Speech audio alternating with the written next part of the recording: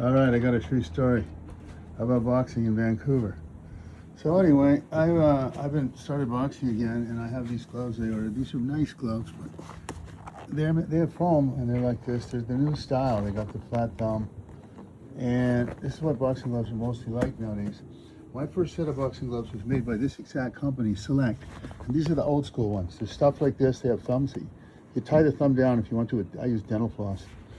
And they're stuffed differently. These are 16 ounce. So I walked over to the factory today where they make the gloves, and I looked on the wall, and they had gloves that were signed by Dale Walters and Tony Pep. And I used to box down at the same time that those guys were boxing at the Astoria Boxing Club in East Vancouver at the hotel there.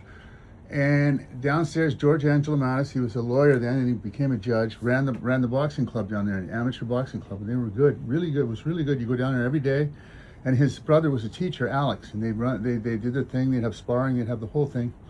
And I know Dale was an amateur, so when amateurs could come down there, and it was all happy times. But if pros, like when Tony Pep started to come down there, or when Dale turned pro, or people, he didn't like them coming down there and taking the sparring time. So there was always friction and stuff like that. But I used to box at the Main Street gym, and I think Dave Smith was the guy's name. And I with Simon Posner, God, I can't remember, Chris Franco. I used to spar with Chris Franco when he was fighting to be the heavyweight champion in BC. And then I also used to, a guy named Wayne, he used to run the Squamish Boxing Club. I started boxing with Wayne. He was a heavyweight too. Anyway, I'd always have people trying to recruit me and sign me up. And I tell them, no, I'm 29 years old. They think I was 19 or 18. I said, I'm 29. I'm doing something else.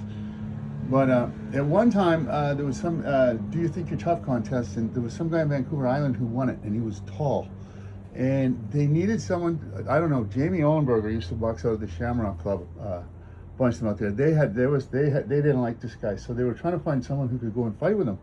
But you couldn't have had any pro fights, or you couldn't have, I can't remember what the rules were, but I made it through rules. Like you can only have, I never had any amateur fights, I just sparred. So I was allowed to go and fight with this guy. So Jamie Olenberger was going to train me. And the training didn't consist of any kind of exercise, calisthenics. It consisted of him teaching me these tricks that were like, where you stop and look the other way, or you pretend to quit, and you just, all these little things. I'll show. I mean, one day I'll show them if I get a ring. That was all it was. But then before the fight happened, he got in a car accident on the upper levels, and he didn't make it. So that never happened. And then another time, Dave Smith down at the Main Street gym, when what's his name was coming up to shoot a movie. I think his name was Tommy Morrison, was coming up to shoot a movie or fight or something, and they were calling any heavyweight they could get to come down and spar. But anyway, he got HIV just like a week before we were all supposed to come down. So anyway, I went down there anyway a few times, and they did some photo thing because I had these tattoos, and I got some pictures in a magazine in Japan. Anyway, so I went down there today, and I was talking to the guy. It's the same guy who used to make the gloves back then. I talked to the lady, and I said, I want some 18-ounce black ones that lace up, just like the ones I had them for 40 years. He said, no, we have to custom make them for you. And I was talking to the lady first before the guy got there, and she said she sews them. I said, listen, I'm going to order these.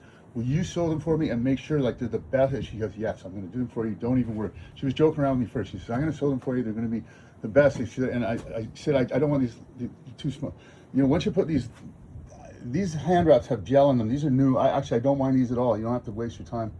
It doesn't take 2 seconds to tie up the wraps. In fact, I've never tried the gel ones. I'm bullshitting. I still use the other ones, so I'll try these out and tell you what I think of them. But anyways, the guy came back and he said, no, we got a 3-month wait. We can't make the gloves for you. But you just have to buy some we have on hand. So I got these silver ones. They're 16s, and they've got the straps. But anyway, after I was chatting with him for a while about all the things and the gloves and this and that, and next thing you know, he said, listen, man, we're going to make those gloves for you. We're going to mail them to you. So I gave him my mailing address, gave him the whole thing. He's going to mail me out a pair of 18-ounce black lace-up Select gloves. So I'm back in business just like I was before. So that's it. True stories with Johnny Deluxe.